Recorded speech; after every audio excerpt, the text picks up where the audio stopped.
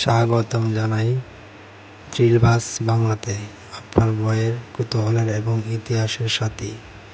চলুন ফিরে যাই সময়ের গহীনে, যেখানে শুরু হয়েছিল আদিকালের জীবন।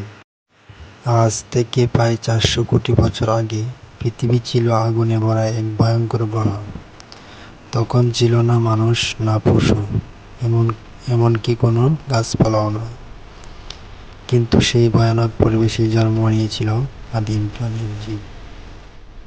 প্রথম জীবনের সূচনা হয়েছিল সমুদ্রের অন্ধকারে, যেখানে সূর্যের আলো পৌঁছায় না। এখানে গঠিত হয়েছিল ক্ষুদ্র একক কোষ, সিঙ্গেল সেলড অর্গানিজমস। দেখতেই ছিল ভবিষ্যতের প্রাণের ভিত্তি। ধীরে ধীরে সময়ের সঙ্গে সঙ্গে এরা বিভাজিত হতে শিকল রূপ বদলাল, আর জন্ম নিল বহু কোষের জীব।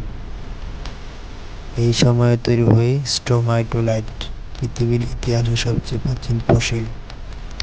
অক্সিজেন শুরু হয় সায়ানোব্যাকটেরিয়া থেকে, যা ধীরে ধীরে পৃথিবীর বায়ুমণ্ডলকে বদলে দেয়। এই অক্সিজেনই পরে জন্ম দেয় প্রাণবন্ত পৃথিবীর। পৃথিবীর প্রথম অধ্যায়, যেখানে অদ্ভুত প্রাণ, নিঃসঙ্গ সমুদ্র আর আগ্নেয়গিরির মাঝে শুরু হয়েছিল প্রাণের অমর কাহিনী।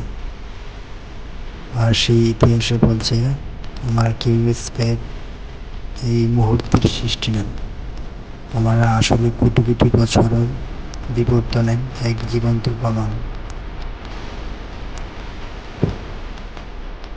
আর এগুলো শুধু বৈজ্ঞানিকদের চিনতে পারবো না, যা কখনোই সত্যি নয়।